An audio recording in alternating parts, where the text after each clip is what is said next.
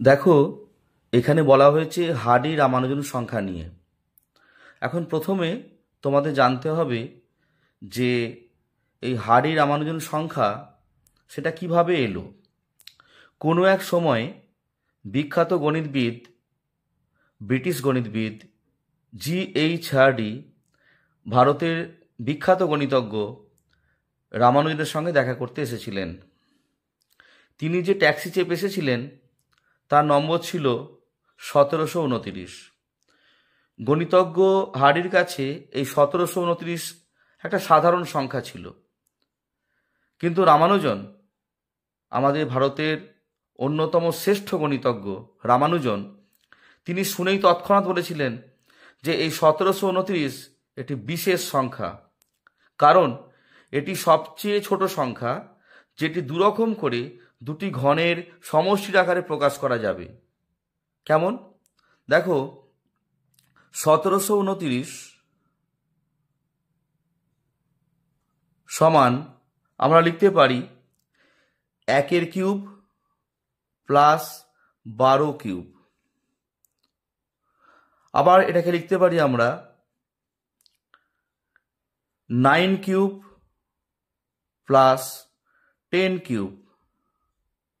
কারণ 1 কিউব মানে হচ্ছে 1, আর 12 কিউব সেটা মানে হচ্ছে 1728, যোগ করলে 1729। আবার 9 কিউব এটা মানে হচ্ছে 729, প্লাস 10 কিউব মানে হচ্ছে 1000।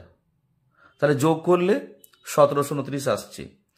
তাহলে 1729 হচ্ছে সব থেকে ছোট সংখ্যা যেটি দুরকমভাবে দুটি ঘনের সমষ্টির আকারে প্রকাশ করা যায়।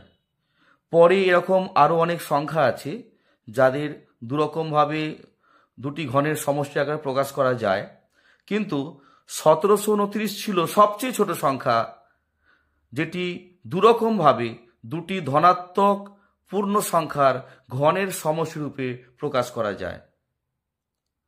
দেখো, আরেকটা সংখ্যা বলছি, অর্থাৎ 1729-এর পরবর্তী যে সংখ্যাটিকে আমরা এভাবে প্রকাশ করতে পারি সেটা হচ্ছে 4104। 4104 আমরা এটাকে লিখতে পারি দুটো ঘনের সমষ্টির আকারে 2 কিউব প্লাস 16 কিউব। আবার লেখা যায় এটাকে 9 কিউব প্লাস 15 কিউব। তার মানে 4104 এই সংখ্যাটিকেও দুটি ঘনের সমষ্টির আকারে দুরকমভাবে প্রকাশ করা গেল। ঠিক আছে? তাহলে আজকে তোমরা জানলে যে হার্ডি রামানুজন সংখ্যা কোনটি। সেটা হলো সবথেকে ছোট সংখ্যা 1729, যেটি দুরকম করে দুটি ঘনের সমষ্টির আকারে প্রকাশ করা যায়, এবং এটি আমাদের ভারতের অন্যতম শ্রেষ্ঠ গণিতজ্ঞ শ্রীনিবাস রামানুজন তিনি কিন্তু প্রথম এটা বলেছিলেন। তাই তাকে আমাদের সকলের শ্রদ্ধা জানানো উচিত। তোমরা সবাই ভালো থেকো, এবং তোমরা এর পরবর্তী কোন সংখ্যাটিকে এভাবে লেখা যায় দুরকম দুটি ঘনের সমষ্টির আকারে সেটা তোমরা কিন্তু আমাকে জানাবে।